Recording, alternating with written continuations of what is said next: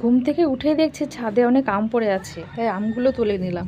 এদিকে আবার বাপি বলছে মা ডিম সিদ্ধ করে দাও, ডিম সিদ্ধ খাবো। হাফ বয়েল করবি কিন্তু, ফুল বয়েল যেন না হয়। যাই হোক, ওদিকে ডিম বসিয়ে দিয়েছি আর এদিকে চলে এসেছি আম তুলতে। আমগুলো তুলে নিলাম। আর অনেকেই বলে আম বেশি খেলে নাকি আম ফোড়া হয়, তাই আমি ভয়েতে খাচ্ছি না। আচ্ছা তোমরাই বলো তো, আম বেশি খেলে কি সত্যিই ফোড়া হয়? আর গাছ থেকে অনেক আম পড়ে ফেটে যায়, তো সেই আমগুলো দিয়ে আমসত্ত্ব বানিয়েছি।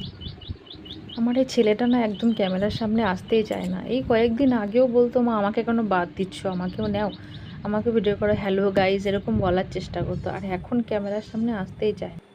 তো যাই হোক, বাড়ির সামনে একটা মাছ বিক্রেতা এসেছিলো, সেখানে আমি একটা মাছ নিলাম তার কাছ থেকে। দিয়ে মাছ সবটা ধোয়া হয়নি, আমার শ্বশুরমশাইয়ের জন্য একটা ভালো করে ধুয়ে নিয়ে এসেছি।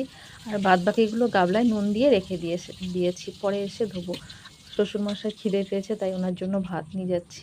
গরম ভাত নিচ্ছি আর মাছটা ভেজে নিলাম।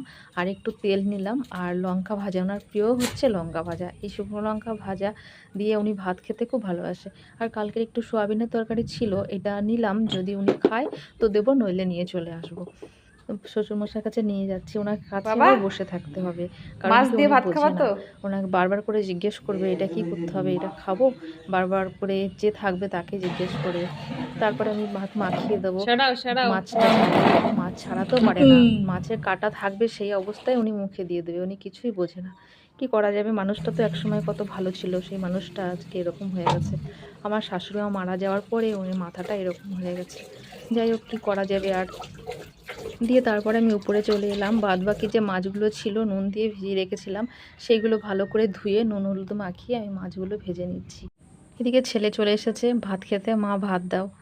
আর ওর জন্য আমি ডিমের ঝোল করেছিলাম, ডিম আমলেট করে তারপরে ঝোল করেছিলাম ডিমের তরকারি। তো সেইটাই ওকে দেবো, ও মাছ খাবে না। ও কোনোদিনও মানে বুঝতে শিখেছে পর থেকে ও মাছ খায় না। আগে যখন ছোট ছিল, যখন বোঝে না, আমি ওকে খাইয়ে দিয়েছি, তখন কিন্তু মাছ খেয়েছে। মাছের ঝোল, উচ্ছের তরকারি, উচ্ছের ঝোল দিয়েছি, শাক দিয়েছি, সমস্ত কিছু দিয়ে কিন্তু ওকে মাখিয়ে খাইয়ে দিয়েছি, তখন খেয়েছে। যখন থেকে বুঝতে শিখেছে তখন থেকে আলু খাবো না, আলু খাবে না, আলুর একটা কুচিও খাবে না, মাছ খাবে না, শাক সবজি কিছুই খাবে না। খাবে ডাল, ডিম, মাংস, সোয়াবিন। আর যদি শাক দিয়ে সবজি দিয়ে ভালো করে সুন্দর করে কুচিয়ে বড়া করে দিই তবে সেইটাই খায়। শাক ভেজে দিলে কিংবা সবজি ভেজে দিলে, তরকারি করলে সেটা খাবে না।